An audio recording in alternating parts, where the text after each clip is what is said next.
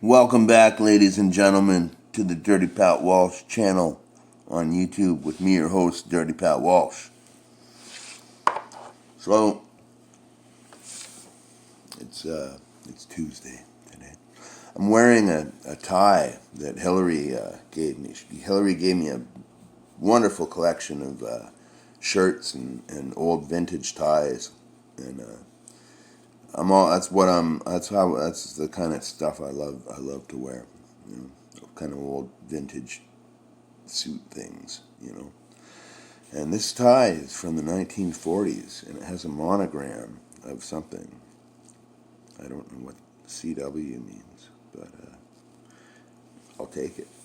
I would gladly be CW if I can wear this tie.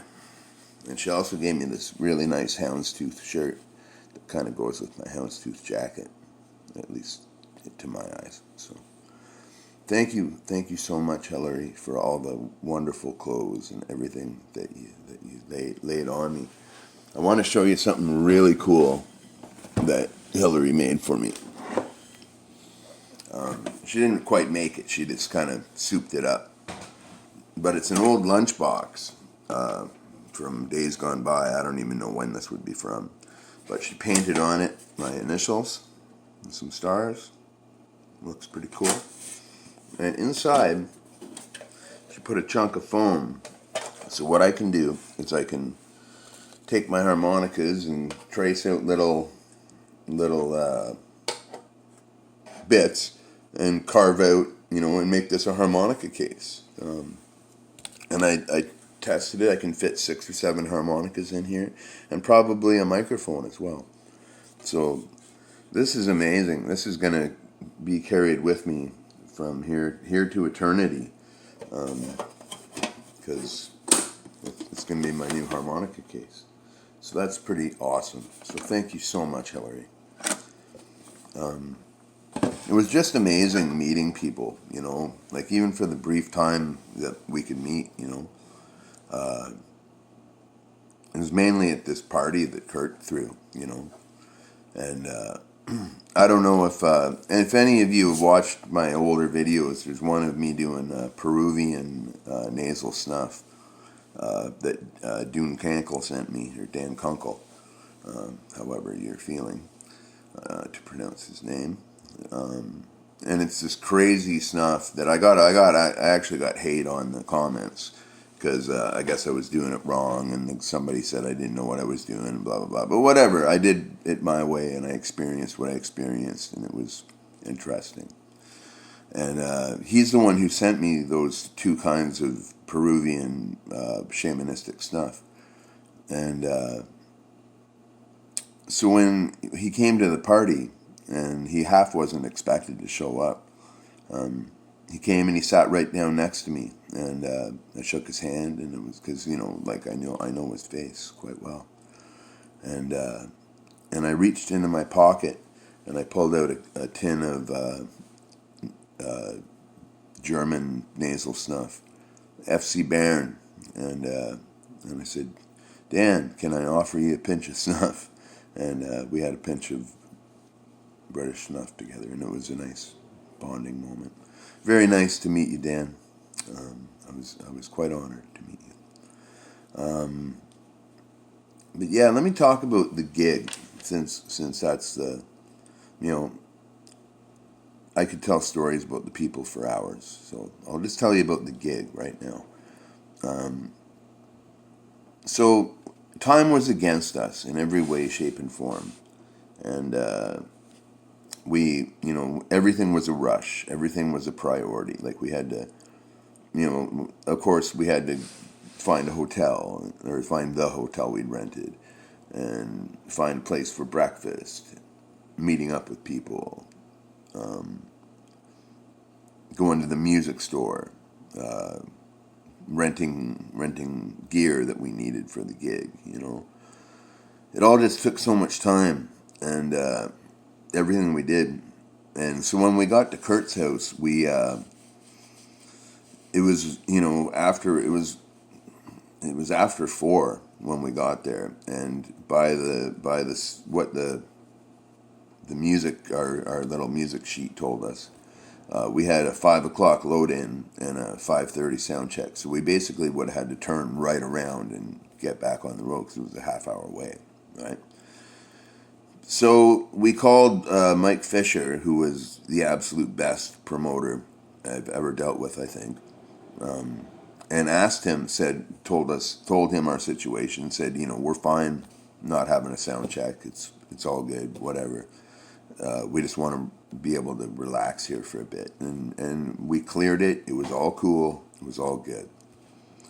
So we get to the gig. We saw some wicked bands. We saw this band called Zero Mean, and Fidget Lily Zero lent us her bass guitar. She has the most monstrous bass playing I've seen in so long.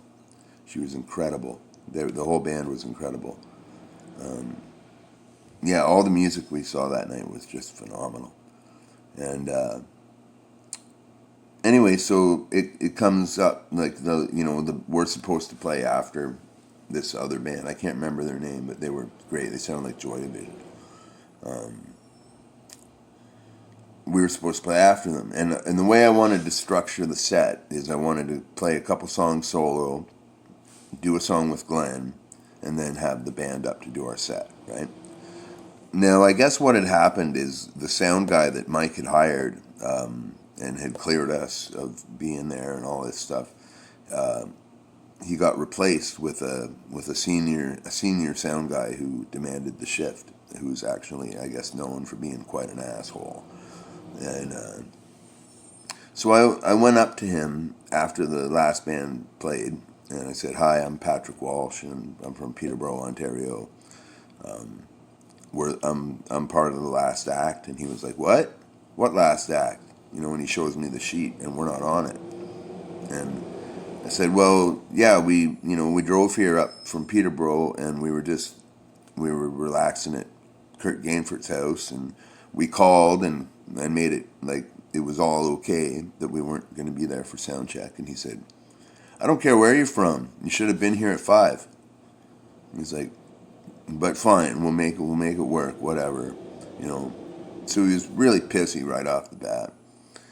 And so we're setting up the stage, and I'm testing all the vocal mics, right?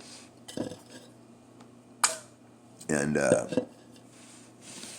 he says to me as I'm testing a vocal mic, he's like, "You got to treat that thing like it's your boyfriend."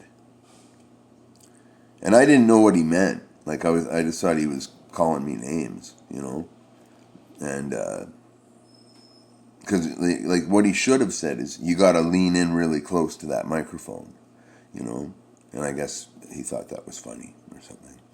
So I just said, "I don't know what you're talking about. Can you please explain?" And he said, "Well, you got to lean into it like it's your boyfriend." And I said, I don't have a boyfriend. I don't know what you mean. Like, what are you talking about?" And he's like, "Well, your girlfriend then." And I'm like, "I still don't know what you mean. What are you talking about?" And then he just like kind of muttered and didn't say anything. It was Kurt who actually came up and said, "You got to lean into these mics really close." So, anyhow, so we were playing, because we couldn't bring any of our gear across the border. We were playing all borrowed equipment. And, Tyler had 2 borrowed guitars, one that he rented. Glenn was playing a borrowed bass amp, borrowed guitar amp. I had to play my harmonica through the PA rather than through an amplifier with a microphone like I usually do. And we had no distortion pedals, and usually Tyler and Glenn rely on a couple pedals to get the tone they want. And that's how we sound, But playing completely clean, it was a really different experience, But it still sounded really good. I actually was a big fan. We have the whole show recorded. I'm going to try to make a video of that when I figure out how to do the technology part. But yeah, so it was like a totally different show than we would have given, but it was really tight and really well played. We had a couple cock-ups with changing guitars and stuff, but that's how it usually goes with us anyway. But it was such an honor to play this beautiful venue. It was just an amazing venue, not like anything here in Peterborough. It was like a small theater, and it was just phenomenal. And to have a crowd of people who have never seen us before, who are enthusiastic about seeing us, that was just amazing. I was very, very honored from, it's funny, usually when I'm playing, I have my eyes closed. And I made sure to keep my eyes open so I could remember what it looked like playing in Pittsburgh, It was phenomenal. Yeah. The gig part, it was great.